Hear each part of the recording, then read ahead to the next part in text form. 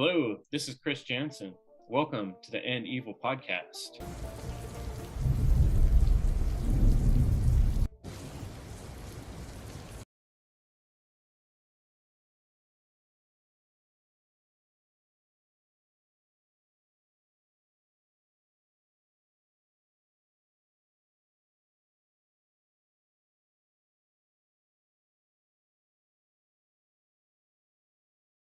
In this world of love and brutality, I walk the road of justice and morality.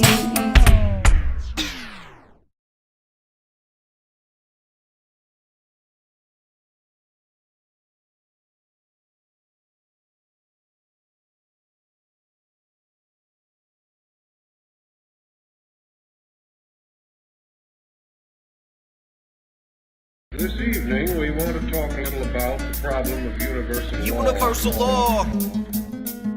We reap from what we sow. The force that governs it all. Natural law. For in the infinite will, the entire purpose of life is sustained by this law.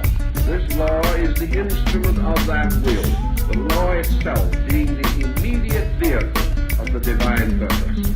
This is what those of us know the difference to and are taking it back to cosmic laws. He seeks wisdom instead of gold when it comes to gaining wealth, and knows if he wants the world to change, he must first change himself. To understand, this is universal law. Whatever we give out comes back to where we are. We reap what we sow, what we get is what we give. The outcome of us is based on how we live. Don't you understand, man? Universal law, universal law. Don't you understand? Can't slick talk on the day of judgment.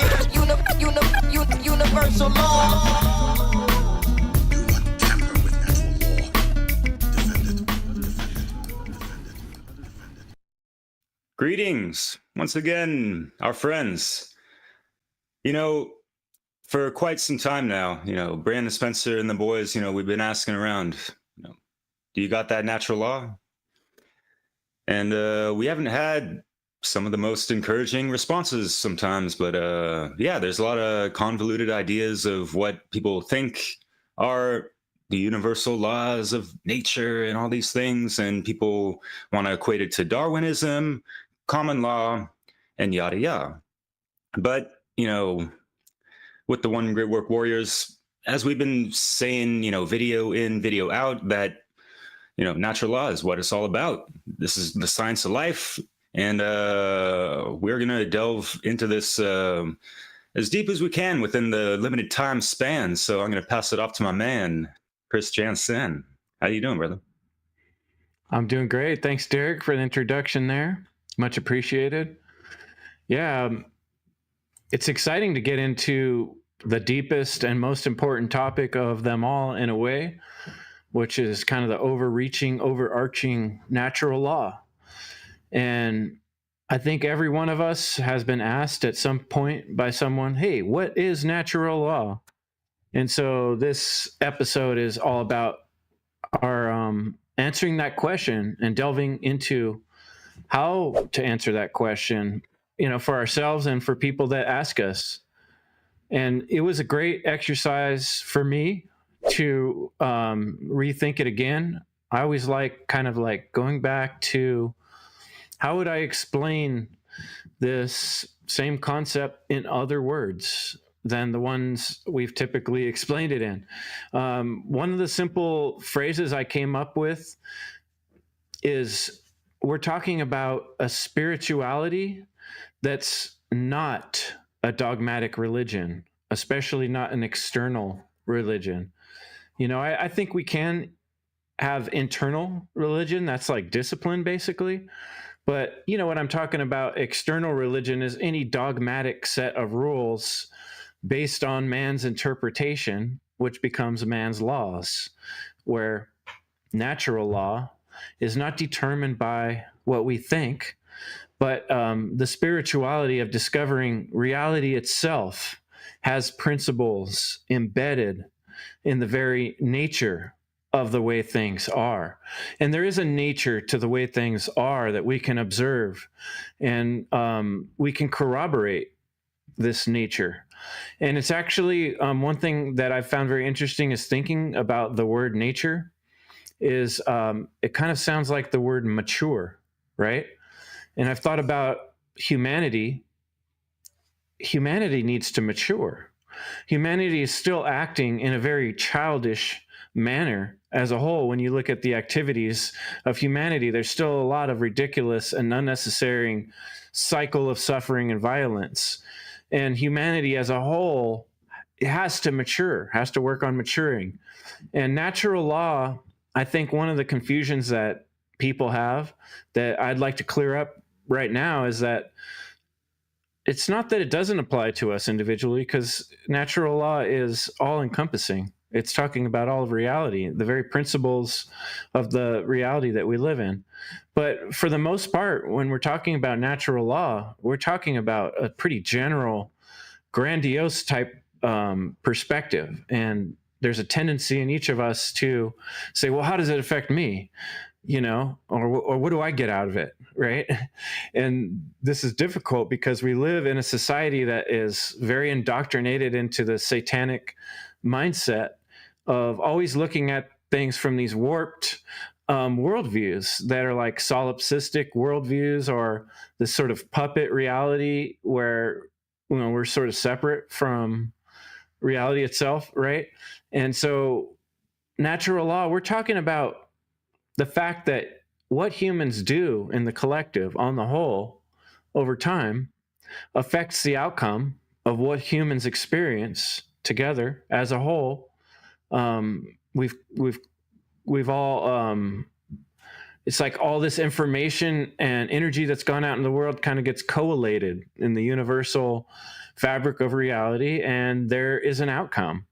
And there's certain predictable aspects of that outcome. And those are what we understand to be morality. Our interpretation of what we see as objective morality is our ability to get attuned or closer or further away from what's going to work out well for us as a whole.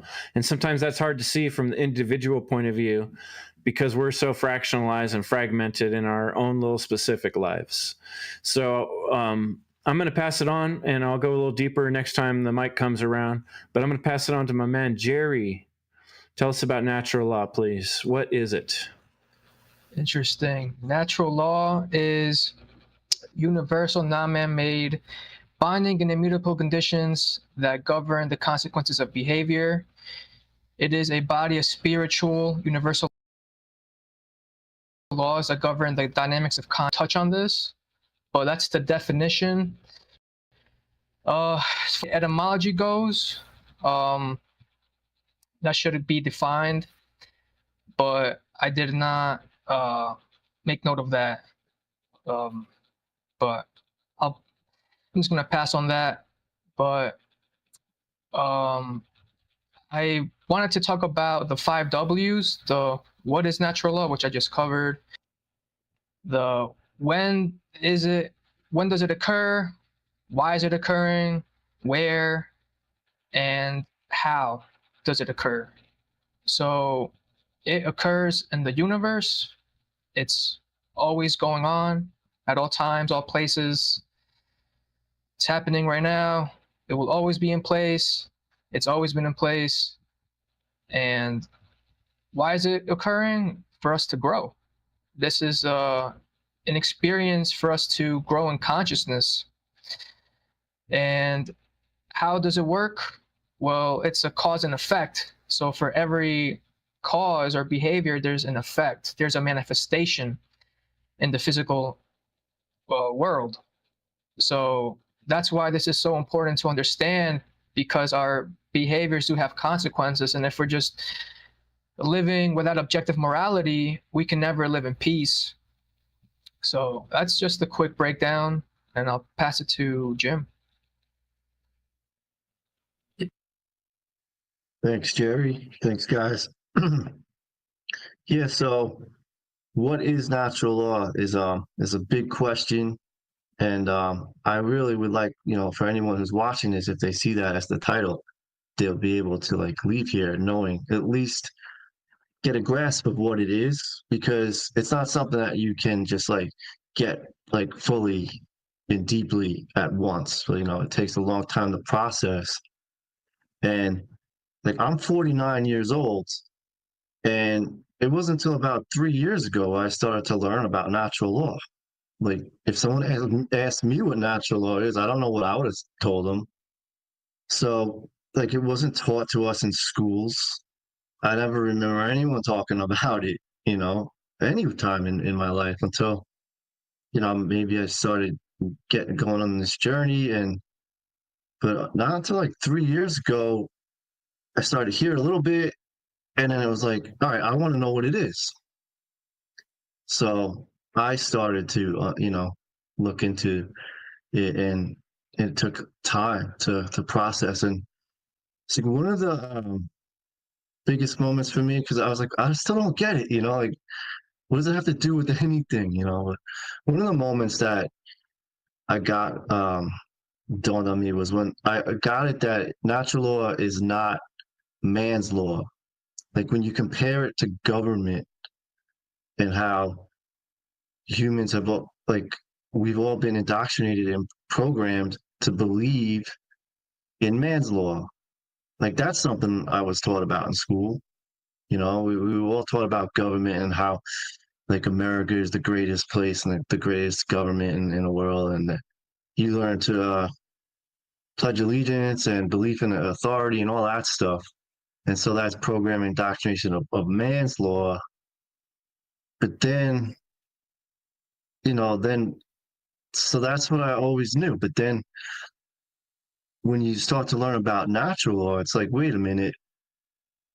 You start to understand, like, okay, well, man's law is not moral, it's immoral. And natural law is about morality. And it has to do with the fact that we are all connected. Like, one of the easiest ways to explain natural law, there's a couple of them, but you could say, everyone's heard this one, like, you reap what you sow, we reap what we sow, we're all connected. I think people have lived, if you live long enough, that's true. You just know it. Like, there's consequences for your actions. But, like, just intuitively, like, we reap what we sow, and we're all connected. So when it comes to man's law, we've learned that there are people who we even, like, vote for or give this kind of, put on pedestals and give them this respect that they can have authority over us. But when it comes to natural law is, like, also known as universal law. Doesn't know the difference. We're all human beings. We're all equal. And so, like the natural law sees me just the same as they see, like, a guy like Donald Trump or Joe Biden, like, or they're just the same as, like, the universe sees an Aborigine in the outback or a tribe in the rainforest. Is the same. There's no difference between those people and people who are living in a penthouse in Manhattan, like, who work on Wall Street, or people who work in ties, who, like, we give this authority, they give them the opportunity to perform wrong actions towards us. Like, if they're going to steal from us, like, in terms of taxes, when you don't want to give it to them, but they're stealing. The universe doesn't see the difference between them stealing just because of who they are. And then also, if we're voting for them, we are contributing to that stealing by, supporting them in those actions. And so that's, like, natural law sees that. That's karma. That's, like, the consequences of that don't go unnoticed. So, I mean, we are stuck in this belief system of man's law. And what we really want people to know about what natural law is that we would be much better as a human race to make this shift towards man's law. to make the shift more towards natural law, because the more we do that, the more free we will be. The more moral we are in acting in natural law, that's where freedom, true freedom, begins to increase. And the more and more we just believe in this man's law and these things that they make up and they steal from us, the universe sees that as stealing no matter what. And that literally is slavery. So I will pass it to Brandon, and thanks for letting me share. What is natural law? I'm going to use an analogy first to describe it, because we've heard this saying before, the game of life. Well, if you are in the game, wouldn't you want to understand the rules of the game? And this was something that I talked about yesterday on the watch party of Lex Naturalis with Derek. And I brought up how in sports, if you were playing in a framework of sports, and if you were coaching, wouldn't you want to understand the governing body of how that sports operates? Wouldn't you want to understand the dynamics of what makes up that sport, the rules, the mechanics and how it's governed and how it functions? That way, if you have that knowledge, you can use it to your advantage. So when we ask this question, what is natural law? It is the governing dynamics that are going to determine if humanity is free or enslaved. So you can turn the show off because I've summed it up in a brief factual statement. But in actuality, it is a tool of discovery. It is a tool for the individual to discover, their own inner vision of thinking. It is a key to unlock your mind. It is a way to de-occult this inner understanding.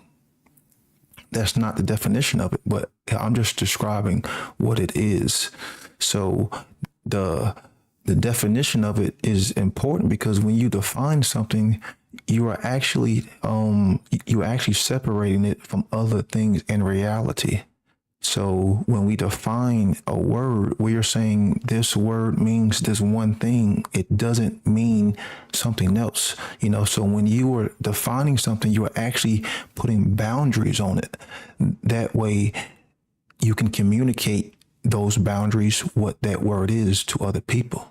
So the definition of a natural law would be, as Jerry said, immutable, objective, universal, non-man-made binding conditions that govern the consequences of behavior for intelligent, sentient beings. And you can also, just use the definition, the immutable, universal, non-man-made, objective governing dynamics that are going to give us the same output that we put into reality. So when we look at the word governing, what does it mean to govern something? It means to control. It means to pilot. It means to steer. Okay, well, let's look up what the word dynamics mean. The word dynamics comes from the Greek word dynamikos. It means power, keyword hands. So when you usually look up the word dynamics, it's associated with systems. It's associated with, motion and force. So if we look at humanity, our first, let's look at what is a system. A system is, you can call it a integrated of parts. So you have a bunch of individual parts that are working in some form of cohesiveness, in some form of harmony, in some form of cooperation. So you can view humanity as a system because it is made up of the micro. It is made up of individuals. You have the macro being humanity and you have the micro being the individual. So we should, so we're all working together in this co-creative reality. So what would be the force? What would be the force? The force would be how we think. because how we think is going to lead toward motion, and motion is energy within us, emotions. So that energy in emotion is going to lead toward behavior. That's going to be the output manifestation within this system. And that output manifestation is going to be force, because that's what our behaviors are. It's forms of force. That force can be based in love, or it can be based in fear. And we are going to reap the consequences based off whatever force we put back out into reality, not just from an individual level, but also from a macrocosmic level, because that's how systems operate. If you take any system, and if certain individual parts start to not operate correctly, start to defunction, it's going to have an effect on the whole system. So when we are looking at the governing dynamics of behaviors, it works that same way. It's just with there being more individual parts within the system, it takes a lot more time in order for us to experience these detrimental flaws, or these detrimental degradations in humanity, aka the macro, aka the system.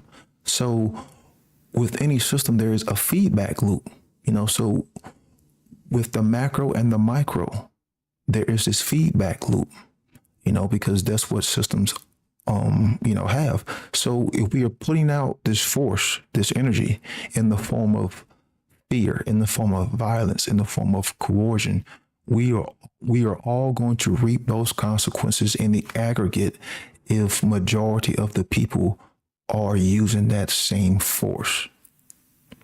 So the governing dynamics of behavioral consequences are there to teach us, to guide us, to help steer us in the correct direction. That's why I say it is a tool used for discovery, because it is used as a means to analyze your own thought forms, your own belief structures, how you think, and the axioms that you hold dear to your heart. And in that way, you can analyze and hold it to a standard and say, hey, am I believing in things that are going to get me to what I say I want? Am I engaged in immoral behaviors? Am I doing right? Am I doing wrong? You see, it's a tool of discovery. It's a tool for you to analyze your own self. Then once you start inwardly, and then you can start to branch that, you can start to branch outwardly. So the governing dynamics, because, everything in reality operates on law. Nothing exists without law. Nothing exists without law. So these are the governing dynamics to help us co-create and manifest reality. So I'm going to pass it on to Derek. Cheers, Brandon. Yeah, thank you so much. And yeah, that was a really cool watch party. Definitely learned a lot, and hopefully folks learned some things as well. And definitely love the fact, and was gonna bring up as far as the governing dynamics. You brought up behavior and all that stuff, and you have numerous presentations that goes over that, including one titled Behaviorism, which is great. Y'all can check out Brandon's work. But I'll talk more kind of like about the governing dynamics of just like creation in and of itself, because the Hermetic principles, mentalism, law of correspondence, vibration, rhythm, polarity, everything has poles, everything has like a dual opposite within it in a sense. Same with the law of gender. And obviously cause and effect is one of the biggest ones. And so break it down in a sense of how these things, like we can see this, beyond the Hermetica of just like the 7 principles of how creation is structured, right? And there is a lot of structure in all these things that encompass, every single cell and atom, and fractals out from all that permeates all dimensions, right? So as far as bringing it, grounded into 3D, I'm gonna share a hermetically sealed love story, if you will, and how, so people want to, well, what's the point of learning natural law?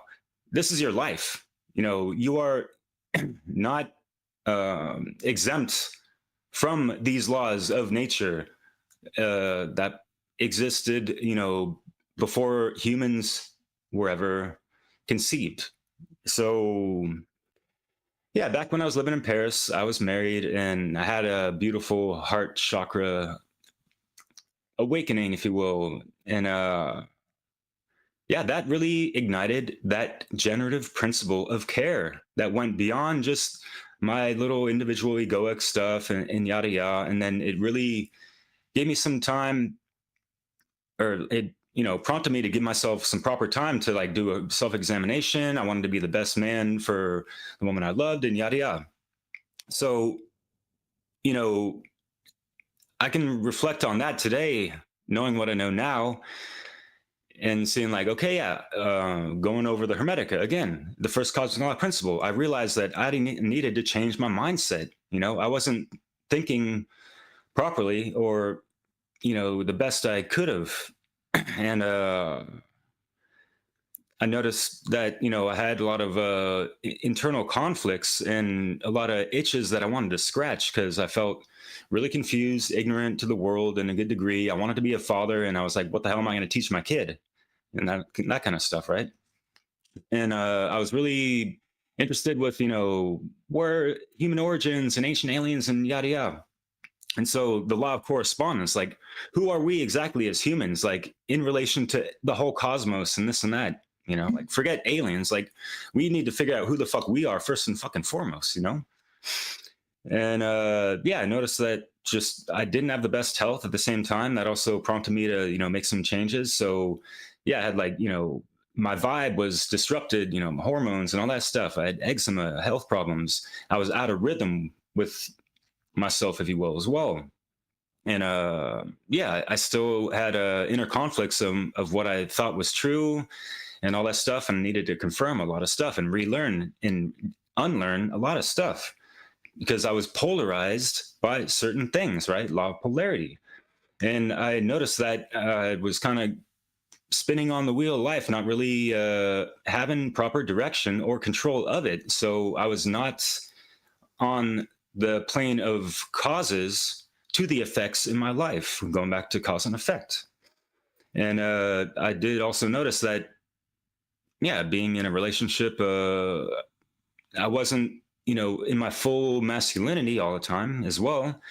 And as far as, bringing it down, masculine and feminine, both aspects, archetypes of energy, whatever, of consciousness that resides in our minds as well, the right and the left side, yeah, I had imbalances as well. So yeah, there was so much that I was able to work with myself, not even like knowing of these things and like going through alchemical processes that corresponds with natural law as well. So yeah, damn it, I told this story and I wanted to correspond all these tarot cards, but maybe next round.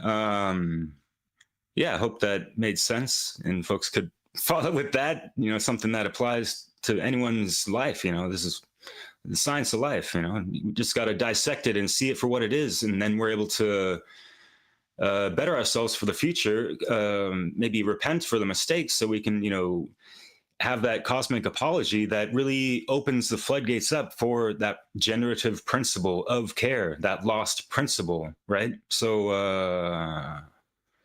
yeah, Chris, I guess we'll keep the cycle or whatever. And yeah, law of cycles, think about that too. Yeah, thanks, Derek, for sharing some personal aspects of your experience too, finding that balance, right? The fact that we all have a balance to find is an indicator that there's something to be studied out here. Thinking about like one of these nature documentaries, and they're like, look at this orange fish and its weird hooked fin. As we studied this fish, we realized it had a hooked fin so it could hang on to rocks and feed on things in the rocks. Like, why do we even have this ability, like the fish has the hooked fin, to question things and wonder about why we're here and make conscious decisions? You know, that's not for nothing. If you were, if you could step outside of our being as humans and imagine being a higher being looking at us, you would say, oh, look, they have the ability to determine consciousness. They have the ability to discern between right and wrong. Why don't they do it? You know, because we're looking at a lot of humanity making choices that aren't really thinking about how it's going to affect the nature of the next people showing up on this earth, having to deal with sort of this karmic result of what the people before them did or didn't do. Another way I thought to describe this, natural law is similar to cosmic or karmic justice, that we're experiencing the results. Like we brought up the law of cause and effect, right? This is like, we can do like an allegory, an example or metaphor would be, imagine if you're standing at the top of a hill. And I just was the other day on a walk, and there's a tire laying at the top of a hill. As I walk to the top of the hill, I see the tire there. And I'm tempted to just stand the tire up on its end and just roll it to see how far it'll go, right?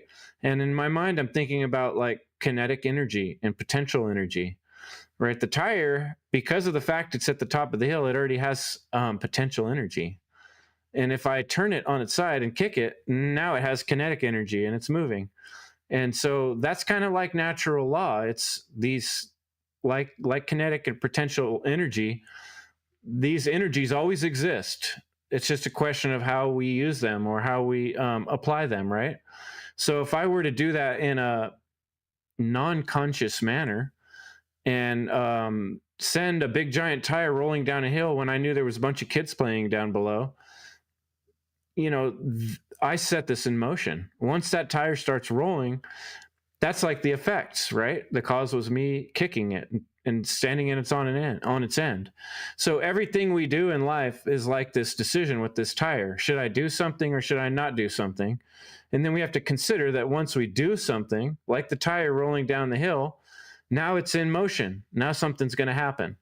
And so often when we describe to people, like, we want to work towards a world where we're not stealing from one another and causing harm so that the next people have to deal with that problem that we started by stealing from one another, such as rape, such as murder.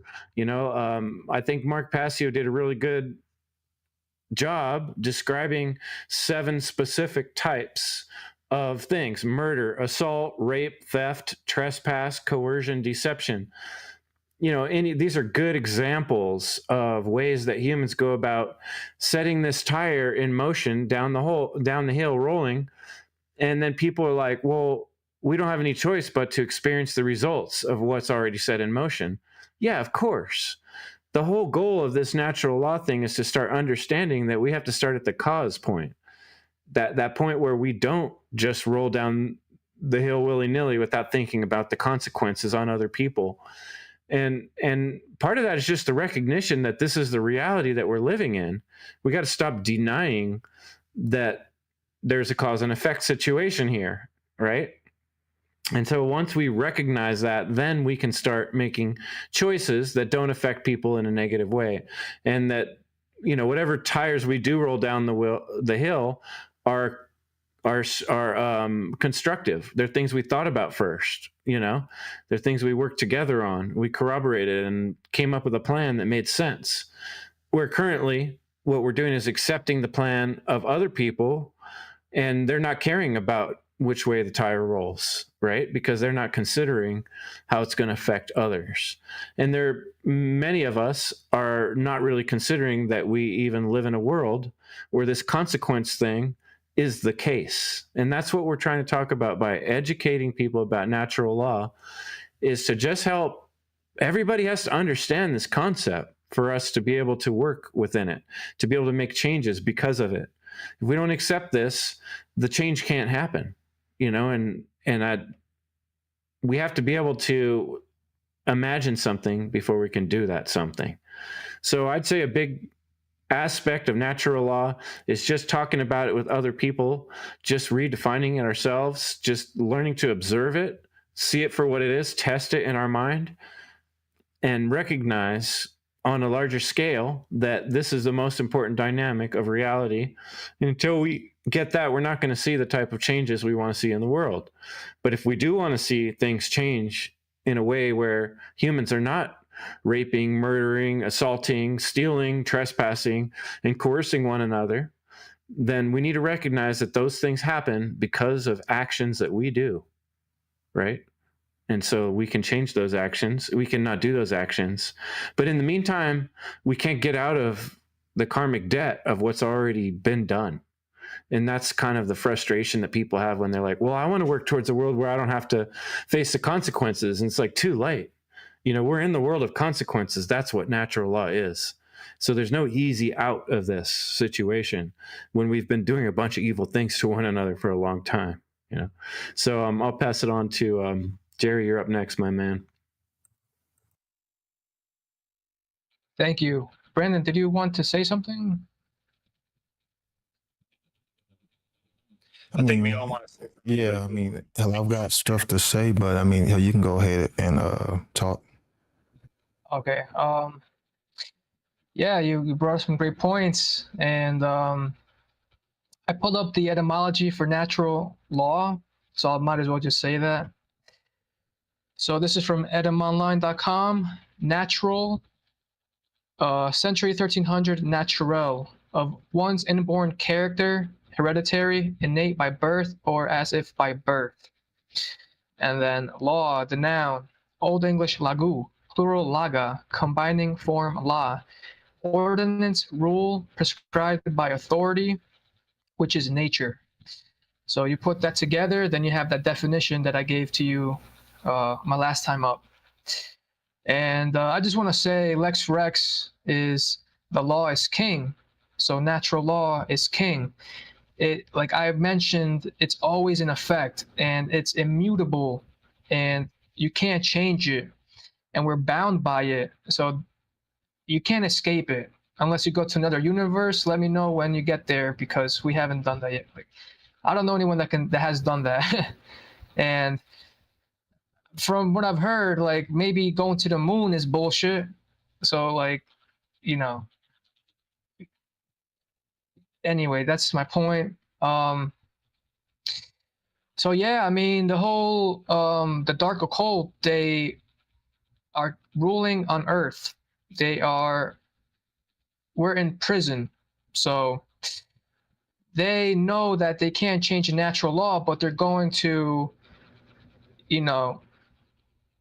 pretty much use that knowledge against us so that they can rule here. And this is why it's important to understand natural law, because ignorance is based out of fear, and that leads to chaos, which is what we don't want. And people say that they care, but talking is not acting. So that's why the Trivium is so important. That's how we learn anything. It's you get the grammar, then you pretty much, you get rid of the bad, and then you act. So that's an essential component of natural law. And on the other hand, if, like Brandon said, you either choose love or fear, if our choices are based on love, that energy, we will get that knowledge of natural law. We'll make the sacrifices. Like, you know what? I'm not, true virtue is withstanding the highest bidder, right? So it's like, doesn't matter how much money you give me, I'm going to do what's right. And a right is an action that does not result in harm to other sentient beings. That's what everyone has to know on this earth. And the fact that people cannot say that is the reason why we can't protect our rights, because people think men get to make up rights and create this false illusion of a law, like Jim touched on, which is imaginary, right? Their authority is imaginary. There's no such thing here as authority but natural law. So understanding this is how we understand our sovereignty, and then our external, we manifest freedom. But like Brandon said, we have to focus on the micro. We have to focus on the individuals. So by teaching this, understanding it, that's how we create the change. So I'll pass it to you, Jim. Yeah, thanks, Jerry. So yeah, like you had mentioned, there is like this ruling class that they do even they have an understanding of natural law and they're using it against us to keep us in this mindset, this belief system, this foundation of wrong thought. Then they know that they can keep controlling us in that way. Until we start understanding, that that morality is objective, then they're going to keep getting away with this really screwed up world that we live in. So, kind of spacing out here, but another real simple way to think of natural law is the golden rule, right? And I think pretty much everyone's heard of that one too, and that goes across all religions. The golden rule is basically don't do anything to anyone that you don't want done to yourself, right? So, like Chris had mentioned before, all those forms of theft that cause harm to others. And those are all actions that are the ones in the ruling class get away with, and then we also support and contribute. So I'm repeating that we are responsible for what we contribute to. It's not like you can just. Chris said this too. We're in denial of it, but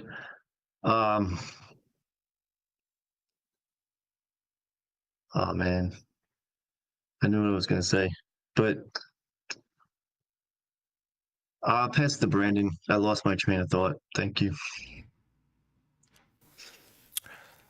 We can't talk about natural law without bringing up the trivium and the means of truth discovery, because that's what life is all about, truth and morality, and having the tools at our disposal. Having the tools at our disposal so we can help align our perception to that which is the truth and objective reality. So when we are talking about objective reality, how does natural law manifest itself in the conditions? Well, we have the natural law expressions. And I talked about love and fear, when I was talking about the governing dynamics, because those are the two polarities that just exist within the all, within the cosmos. You can call it consciousness and unconsciousness. You can call it love and fear. You can call it force and violence. As long as you understand these two polarities, then that's the key, not the names that we associate with them. But within the natural law expressions, we can see the trivium. And, once you take in love, or some people will even call it care, once you take in true care, then that is the openness, you are embracing something. So what are you starting to embrace? You are taking in knowledge, you are taking in truth. And that is the grammar stage, because without grammar, where would humanity be? Without language, how could we communicate, anything, outside of symbols? But it would be easier if we had, more tools such as language, because language is, nothing more than symbols, words, or just symbols. It just makes it easier for us to understand and to decode and to communicate. So, when we're talking about knowledge, when we're talking about grammar, we're talking about, how phonetics, sounds that shape words, being able to structure these phonetics to, to make clear, vibrant sounding words so the person who hears it can articulate those phonetics. Then we have spelling, we are combining, the letters in the written word, the written form, because you have the actual phonetics, which is the vibratory, energy from the mouth, but then you also have the written form of language, which can be written down as another means to communicate anything in reality. And then you have the basic form of grammar, words to shape sentences, and then you can take sentences to shape, paragraphs, and then on and on and into infinitum, but the language is key because the language is a function of consciousness. There is a specific reason why we are the only beings that we know of that is capable of language, because it shows, again, the power, the dynamic that we as human beings have when it comes to being able to understand this objective world, that we are all co-creating and manifesting, and that we all live and share with other life forms and with other beings.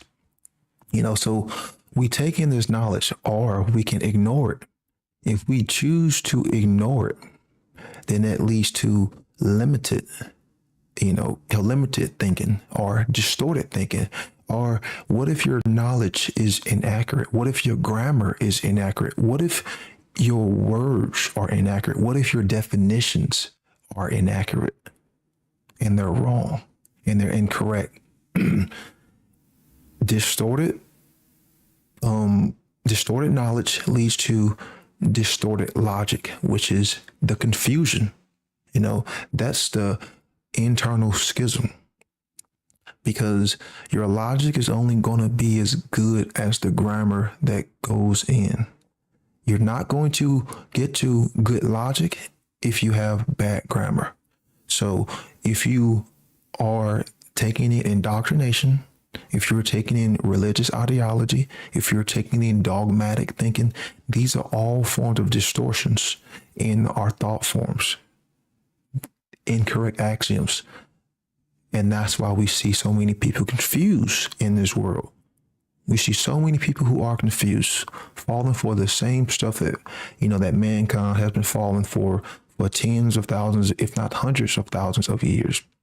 But yet, when you take in the correct grammar, when you take in the correct knowledge, then that will lead to that internal understanding, because you take this information in and it has to be processed. It has to be filtered. It has to be amalgamated and put together and filtered, because not all of it is going to correlate and, go together. So you have to use some form of filtration. And it should lead you to the path of the understanding, the inner knowing, sovereignty. The words that we use to describe it aren't as important as the actual, steps. Because, Mark Passio has created his own natural law expressions. Chris Nelson has, and I've created, my own set. So, but they all correlate, with each other. So if we view humanity and we see the world, we can see that it is on the wrong path. It is on the path of fear. It is on the path of ignorance. It is on the path of confusion. So what is the outward manifestation? We are seeing the condition of slavery. This is the rhetoric. This is the output. Because when you have distorted, when you have distorted thoughts, when you have distorted knowledge, that leads to distorted logic, then therefore it's going to lead toward distortion in the form of behavior. And distorted just means twisted. That's what it means. It just simply means twisted. But again, if we had the correct knowledge, if we had the correct ways of thinking, and we've taken that thinking and we analyzed it, we've corrected our own inner thought forms, we've corrected our own belief structures, we've corrected our own axioms that we've constructed our viewpoints off of. We understand the definitions of words and the importance of language. Then the outward manifestation inevitably will lead toward freedom, because you have the tools to discern between truth and falsehood. That is the importance of the Trivium, is being able to understand how to navigate through reality. So on the individual level, yes, you may have that internal freedom, and you're trying to push the internal freedom outwardly by trying to educate people, like trying to get them to go through these same processes.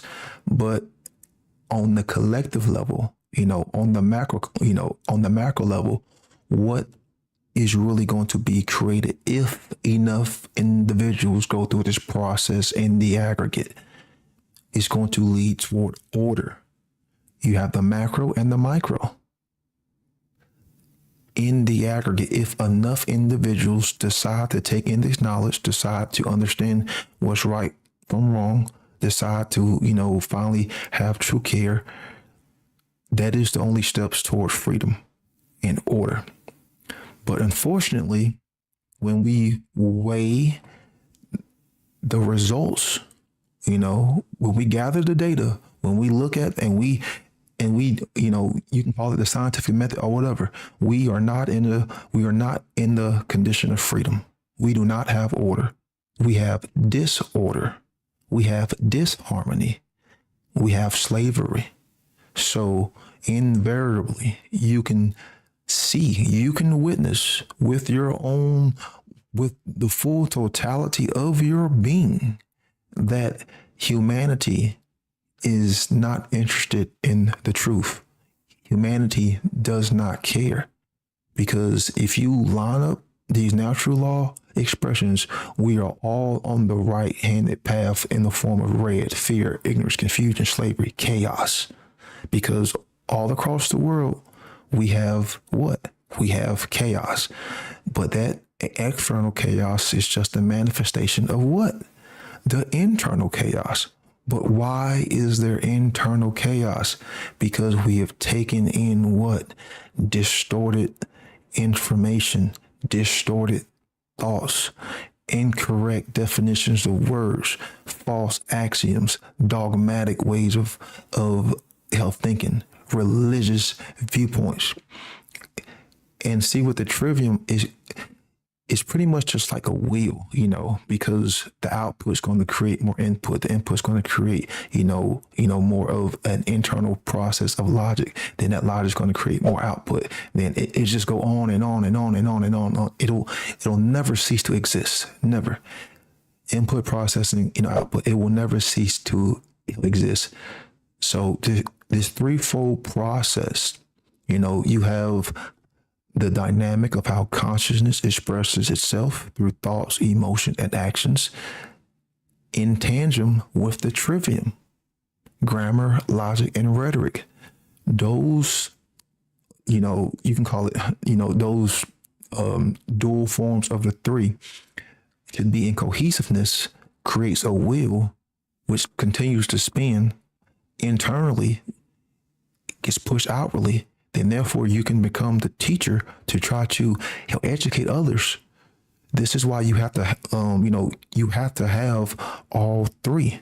You can't just have, your thoughts in line and your emotions in line, but you're not engaged in right action, because 2 out of the 3 is what? 666 repeating. You're still in base consciousness. You're not activated. You haven't really engaged in right action yet. You haven't completed the threefold process of the Trivium. You know, if you've taken in the knowledge, you understand it, you know, but you're just sitting on it. You're not engaged in output. You're not engaged in incorrect rhetoric. You're not engaged in right action. So the Trivium process can't be left at the door when we are talking about natural law, because if we say that natural law is the most important thing that you can know, which it is, then what are the tools required in order for us to get there to understand it? And then also, once we understand it, what are the tools that are necessary to get other people to understand it? Because it's not just about you yourself, you know, understanding this. Because what good is knowledge if you can't share it with others? You have to be willing to step into that realm of the teacher and educator and provide a service for the truth so that others can at least walk that same path. And like Jim said, it does take time to learn all of this. You're not going to learn this by watching a few 1-minute clips and shorts. You're not going to learn this overnight. You have to be willing to invest in the time. You have to have the care. And then also, too, you have to have the care and love to put it back out there for others. Derek, I think you're up. Yeah, brother. And you talking smack about my shorts? No, just kidding. And yeah, like, I'm not trying to like appeal to the TikTokery. It's just to whet the appetite for like a lot of links that I provided. And, you know, with these shows and everything that we do on our individual works, we share a lot of other references of things that we learned from and other people that are teaching it as good, lesser, or much better than us. You know, we're trying to stand on the shoulders of giants and honor their, you know, teachings and, you know, revealing and articulating this knowledge that is really easily, I don't know, accessible is the word, but, you know, like understandable at least. And yeah, Chris Nelson has some of the best slides out there. And that's exactly what I had in my mind, some of his graphics when Brandon, you were talking about, you know, the triangle, the wheel, you know, he really illustrates that really well. So much respects to him at evolveconsciousness.org. And yeah, so I wanted to say one thing about the whole, yeah, the religious stuff, because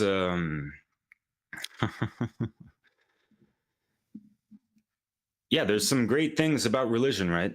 Yet, you know,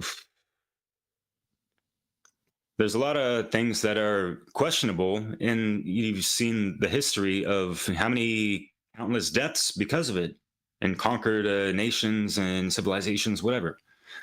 But yeah, to go down the line of what some of these religions across the world, you know, expressed as far as, you know, cause and effect and karma, if you will, you know, starting with Buddhism, they said, hurt not others with that which pains yourself. Christianity, the classic, do unto others as you would have them do unto you. In Hinduism, they say, treat others as you would yourself be treated. Islam, they say, do unto all men as you would wish to have done unto you. Like, what about the women? And what, you know what I mean? Like, yeah, with the burqas and shit like that. Okay, whatever. Sorry. Judaism, what you yourself hates, do to no man. Okay.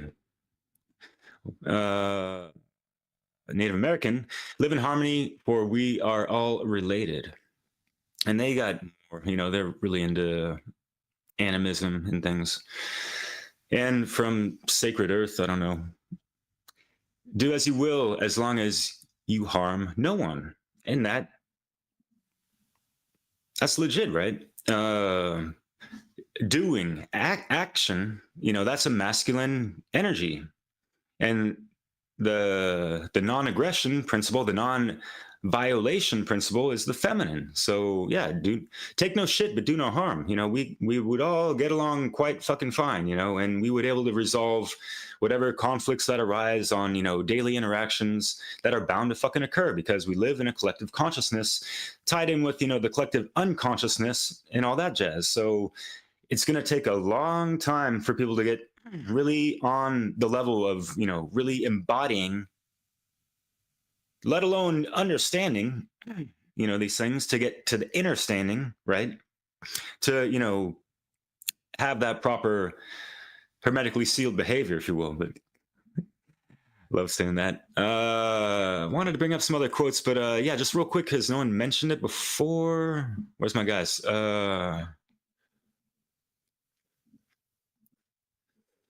Yeah, so natural law has also been known as universal law, spiritual law, because nature, neter, means spirit when you take it to ancient Cometian language, which, unfortunately, I guess, Jerry, did they not mention that in the I don't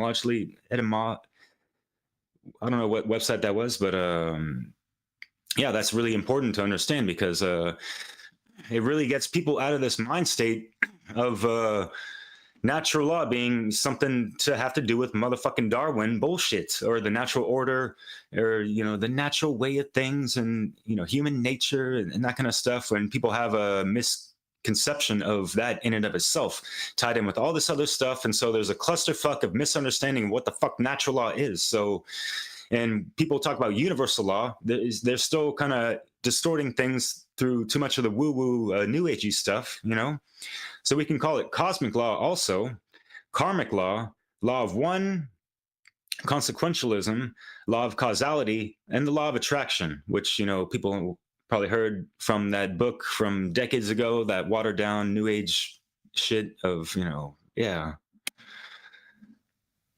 You know that one, The Secret?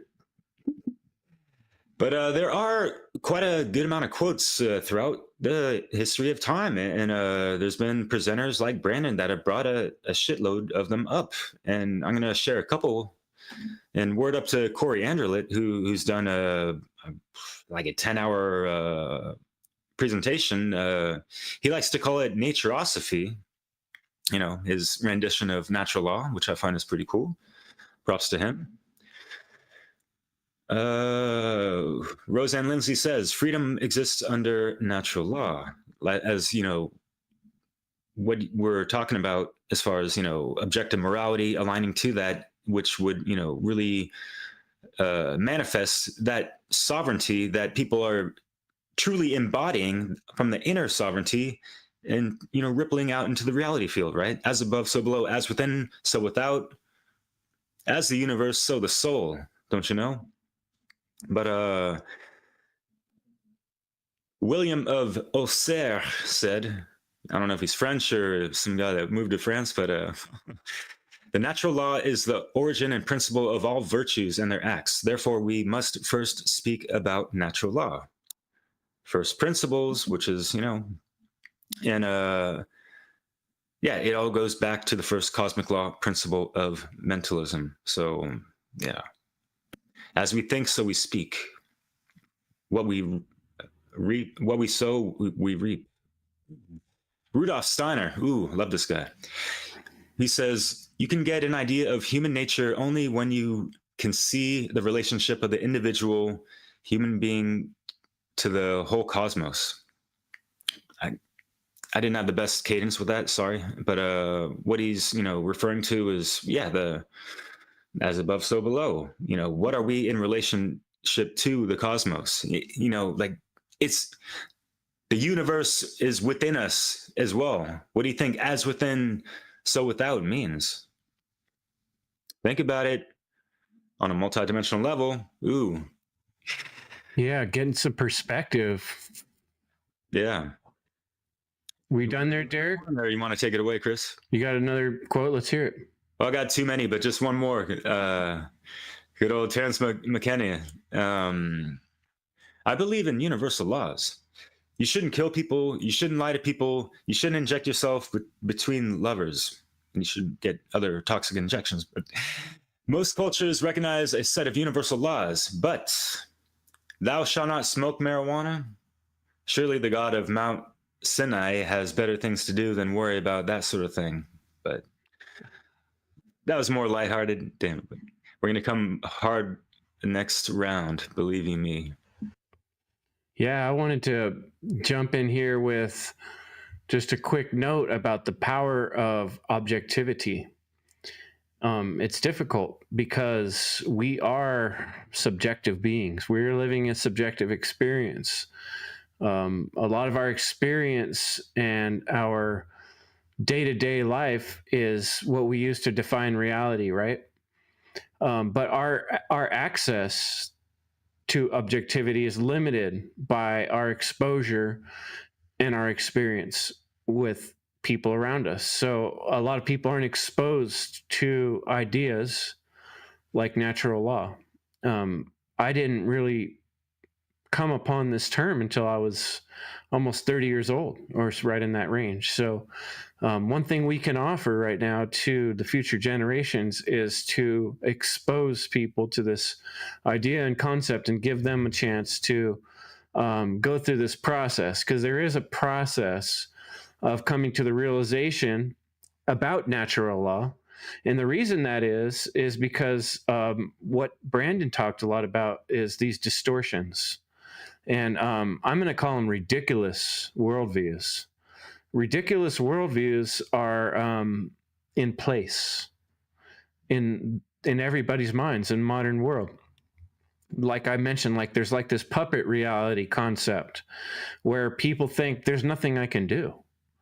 Yeah, they recognize that there's evil people in charge, but their conception of reality, their perspective on the situation is there's nothing I can do. That's the puppet reality. Then you got people over here in the fatalistic reality, like, oh, well, we've already lost, you know, or some book says this is what's going to happen. And so therefore there's nothing we can do anyway. Right. So there's these, you know, we're just puppets in this game. There's this, we're just another part of this story that's already written. And then the solipsistic view, like, oh, I'm the only one that exists. You're all fake. Didn't you know that? You guys are all fake. This is me having my dream and you all don't exist. You know, this type of thinking, like these are ridiculous worldviews that people are actually caught in. Everybody, you know, the majority of all people are caught at some level in ridiculous worldviews. So the process I'm describing that we all have to go through in realization is to recognize, number one, that these ridiculous worldviews are ridiculous.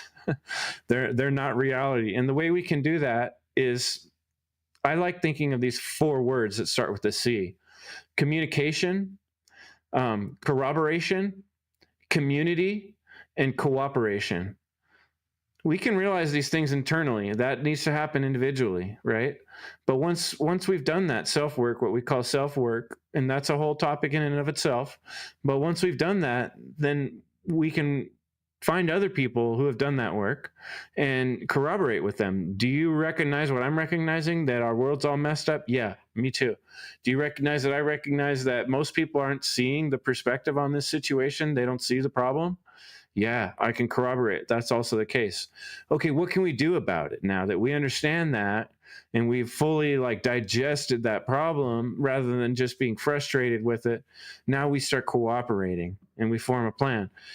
To imagine any real change in the world, first we have to conceive of the bridge to where we're going. That bridge I'm describing is an understanding of the problem. We can't start jumping to the solution until we understand the problem. The problem is the worldview. The problem is the perspective in people's minds that is across the board. It's in all people. We need to shed that snakeskin. And there's just like when someone dies, it's like stages of grief that we have to go through. There's the shock, you know, oh my gosh, the world's not what I thought it was. And then you got to go through denial where you're like, oh no, this is all real. This is just conspiracy stuff. And then you realize, fuck, no, it's not. This is real. I'm mad at these people, you know, anger, right? And then you go through like bargaining. Well, maybe we can work out some kind of deal with these fuckers, you know, like it's just like these stages of grief. Depression, right? Oh, you just start wanting to give up. It's overwhelming. Testing, what can I do to make it easier on myself, you know? And then the acceptance. Yeah, it's a fucked up situation. Okay, this is what we got. What do we do about it, right? So we know there's these steps we have to go through of exposing people, exposing ourselves to the issue, questioning the issue, questioning what natural law means again and again, testing it, testing it with each other, corroborating that that's we're both observing, right? And then we repeat, rinse and repeat. It's like the cycle they describe of alchemy. It's also a process. Calcination, dissolution, separation, conjunction, fermentation, distillation, coagulation. It takes time. Okay. So where we're at in that process right now is the realization and education part. And so that is where our focus needs to be, on ourselves, recognizing, do I really understand natural law, how I affect other people? Do I really understand morality and the consequences of my actions on other people? Do I fully understand that? Yes. If I do, if I can answer those questions, yes.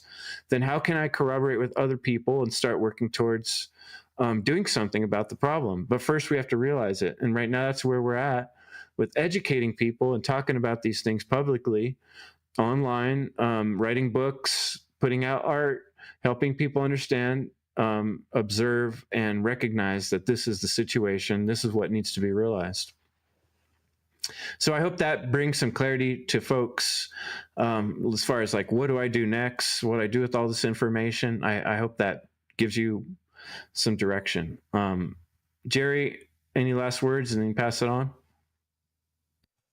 Yeah, thanks, Chris. Once again, I have to thank you for this mastermind group, because if it wasn't for this, I would, not be at the stage where I'm at. I've just learned so much from you guys, so I recommend perhaps start a mastermind group with other people that say they understand natural law, and now they just need some accountability, because at the end of the day, that's what helps me, meeting with these guys. And like, we talk about, hey, where are you at? Like, are you putting out the work? Like, what are you doing? And it's just good to have that accountability. And, I'm realizing how I'm at the stage where I understand this internally, and now I have to work on the output, which is a lot like where most of us get stuck. And I'm speaking for myself. I just have to kind of take the time to prepare, gain the skills, understand technology, so I can put this information out so it's more readily understandable, available. And another thing I wanted to say is there's a lot of information out there. So there's like, bad information. And I know there's a light at the end of the tunnel, because there is information. So by sharing this type of content, you can help people get to the good stuff, which is like people like Chris and Brandon. Like Brandon has that playlist of natural law. Like that's a great place to start, to understand natural law. And I mean, time is running out for sure. I mean, the dark occultists are trying to finish that pyramid of complete darkness. And, the time is now, guys. So I just thank you once again.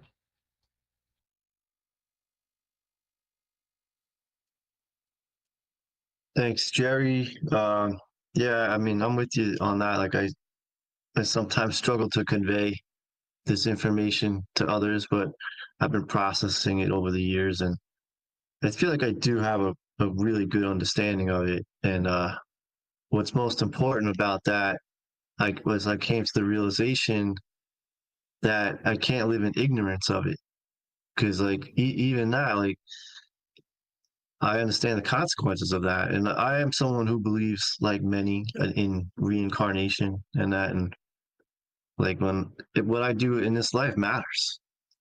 That's part of the reason why I'm here.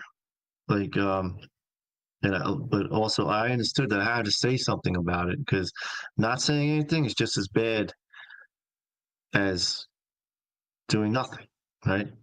So that's the same thing. But anyway,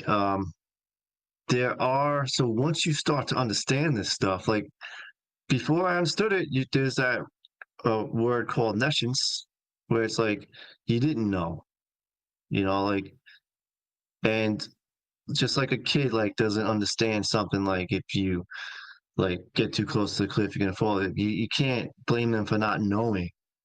But once you do know, and then that's, you gotta say something. Or if you really, and you want to care for truth.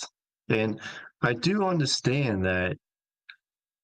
I really do, because I've been through this with a bunch of people just by asking them questions, and it even gets to be amusing in a way, but to see them in cognitive dissonance when you can show them that they're in contradiction with their own beliefs, and they really do, like, maybe at the end of the questions that I'm asking them, they will admit they won't be in denial about the truth, but then that like scares the shit out of them.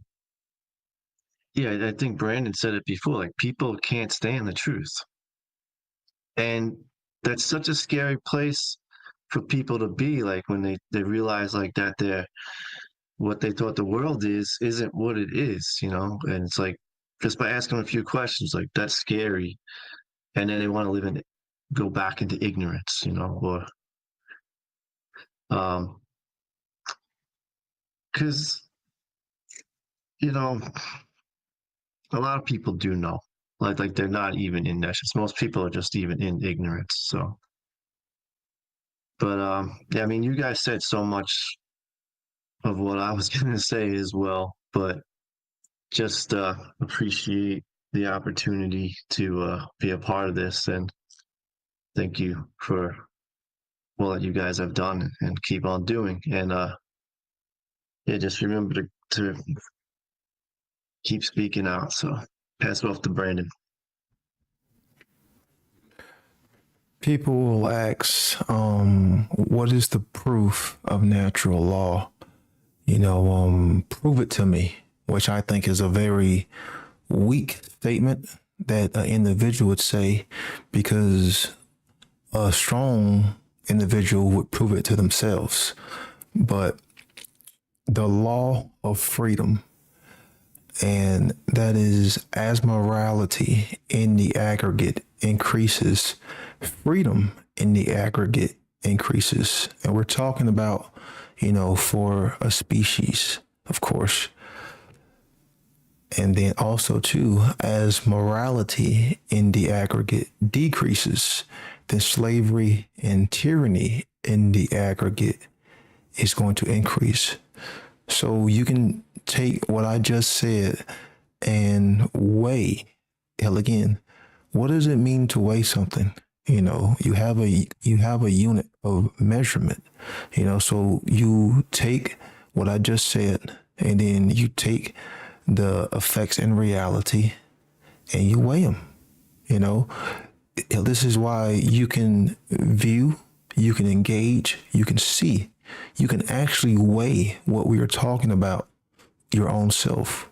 You can actually prove it to yourself that what we are saying is true, because we see the effects in reality. We see the chaos. We see the violence. We see freedom declining. We see the restrictions on rights, on freedom, on thinking, on individuality. We see the restrictions on free will choice. There's so much restrictions now. It's getting beyond the point of no return. And we see government getting bigger and bigger. We see corporations getting bigger and bigger. We see order followers, still murdering people, still beating people, still pulling over people. And we see the mainstream media still putting off more propaganda than ever. We still see people starving.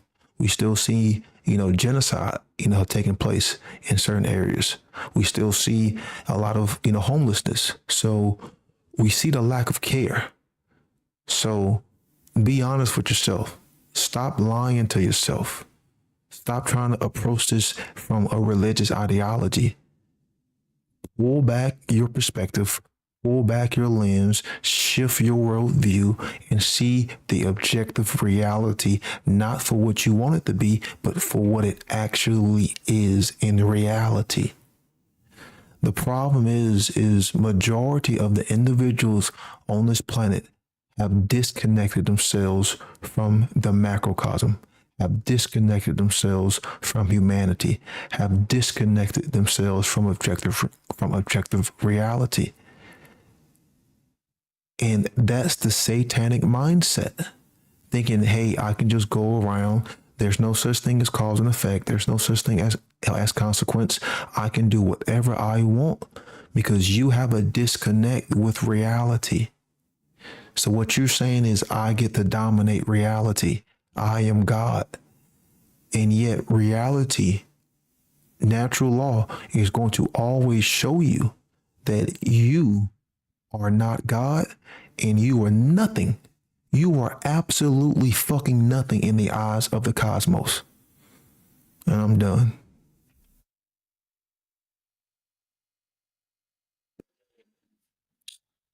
So people want proof, huh? They don't realize that they're a living embodiment, just like every omnipresent thing around us. We can apply the Hermetica to everything, and people just still haven't gotten out of the first fucking gate of all is mind. It's all about your state of mind. And yeah, it takes some real eyes to really realize these things.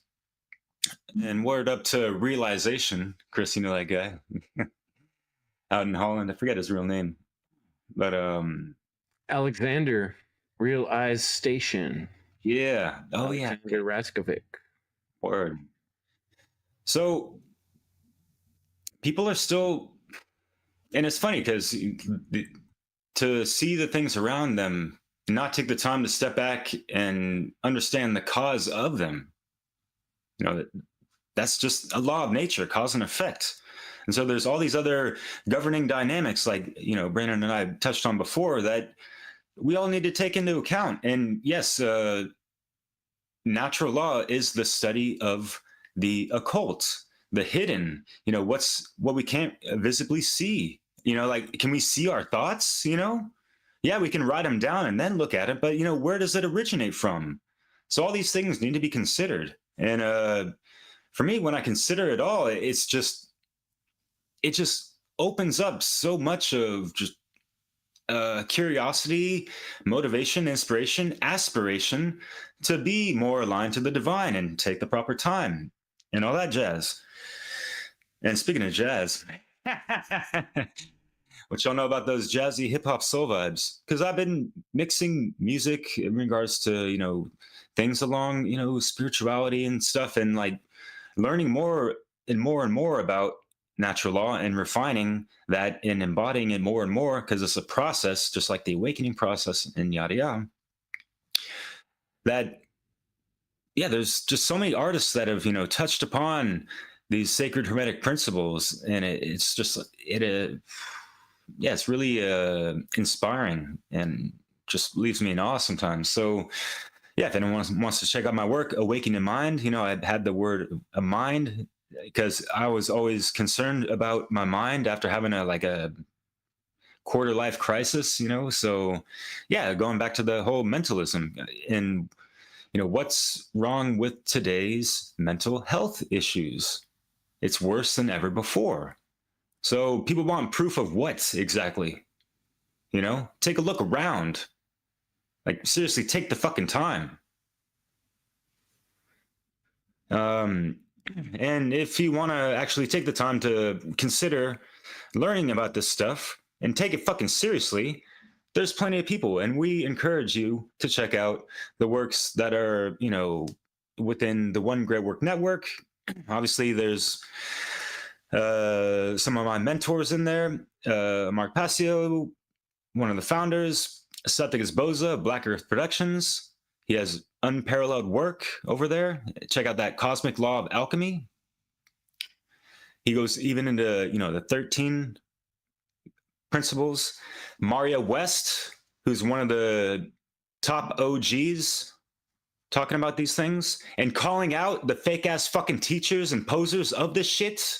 Because we do need to hold ourselves accountable to a good degree. Because what the fuck are we doing? Are we really trying to get freedom? People still haven't, found the freedom within themselves. And it's too bad, but, hopefully you'll get there. But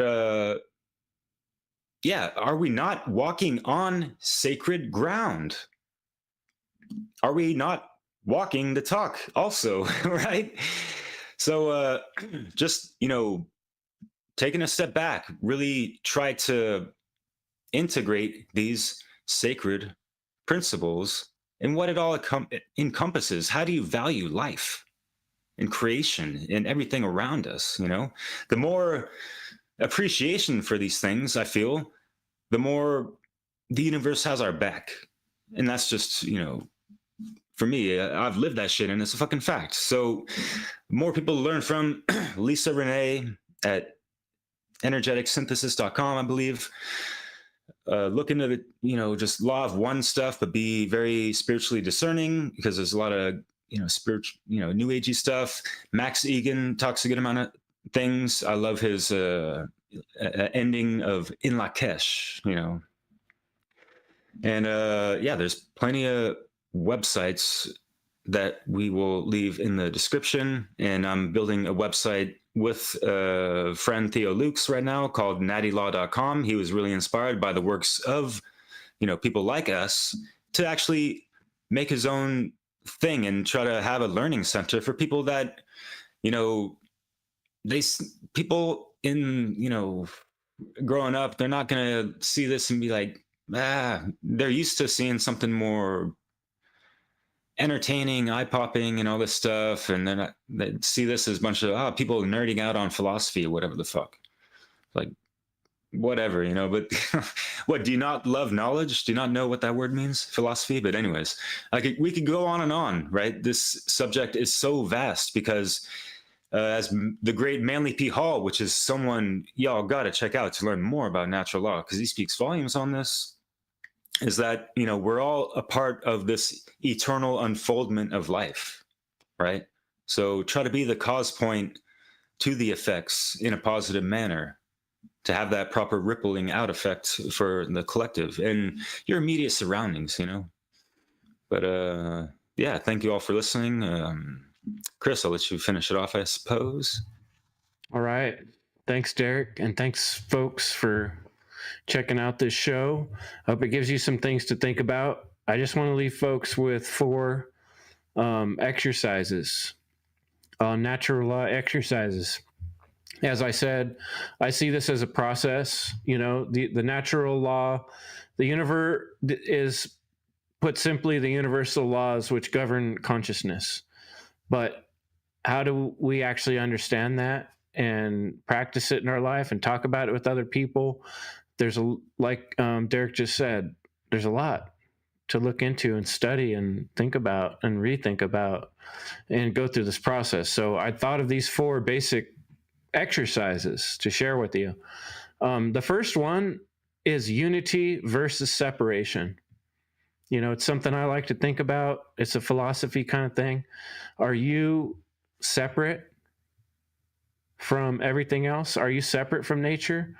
Or are you in unity with all of life and all of nature? Brandon talked a lot about the disconnected nature of our society. You can live in this world and be pretty disconnected. So think about the balance in your life of unity versus separation. In which ways are you united within yourself, and which ways are you separate within yourself? And then the same question with your relationships and such, and your passions and the things that you care about. The second one, spend some time meditating on objective reality. This takes some work. It's a cognitive skill that we have to be able to look at things objectively. We don't practice this, and that's why people don't have the ability. Just like if you don't lift any weights, your arms don't get stronger, right? We got to stretch our brain a little bit. Consider what it means to be objective about things. Practice objectivity, looking at things from the bigger point of view than just your own stake, your own personal cares. What about the cares of the great all? What about the cares of the generational humanity, right? Okay, so that's 2 things, right? Unity and separation, objective reality practice. Okay, third, truth and corroboration. A lot what we talked about, the Trivium, is where that comes in. Use that Trivium tool. Do I really know the truth on this? Am I following a belief system here of somebody?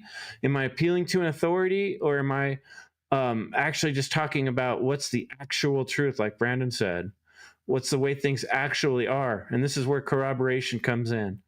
Find other people you can check in with. Find the inner self that you trust in your own patience and determination to know what's right, to get to that, which takes some patience and time and persistence, okay? So those three things so far, we got unity and separation, understanding those things, practicing being objective, practicing corroborating truth within yourself and with others, and then last and most important, rejection of religion. Any kind of dogmatic, authoritarian storylines that you've held in your head, they're hard to get rid of, but you got to reject them. You got to reject all those storylines and look at it just for what it is. And so I hope that you can take some of these exercises into your life and share them with your friends and family, and we can help keep this process moving of recognition of natural law being the reality that we're living in. Thanks, folks, for checking it out. I think we'll close up there unless anybody wanted to jump in and say anything last. Here's your chance. One last question. You got that natural law? That's right. Remember. Much love. All right. Get that care, folks. And we'll see you next time around. Thanks for joining us, One Great Work Warriors.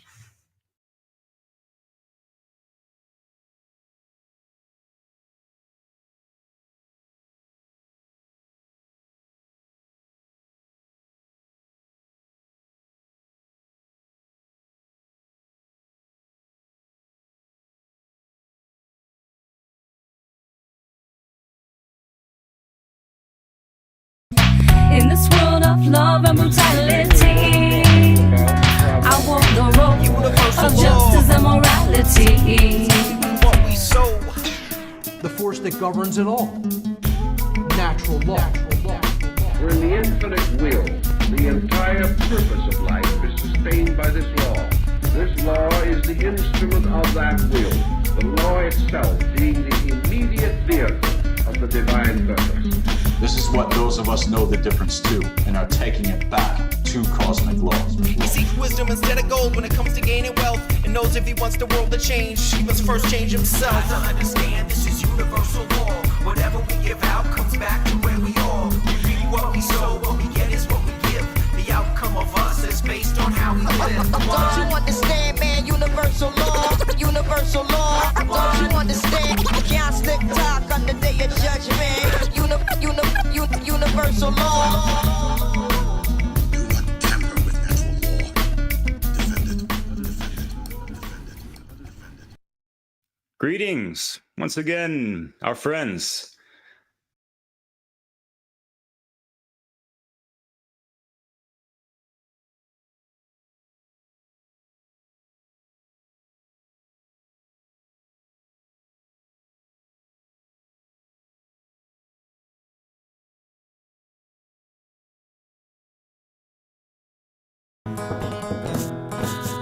I'm in a cage, I'm in a prison, I'm in a mental prison, and a physical one at that, and definitely a spiritual one, whether that's recognized at a conscious level or not. As I wait for my sleep, the situation's got me thinking deep. Will ever the same? And all life is in extinction, evil creeps in your dreams. Secret teams throwing memes in the filling in the in-betweens. Mind control for the teens, now they got you on your knees. I'm making my way through this open maze, but I'm dazed by mass confusion. All the images that they're using. As the rest race to the tip of the top of the pyramid. The pyramid. Falling in, to this low level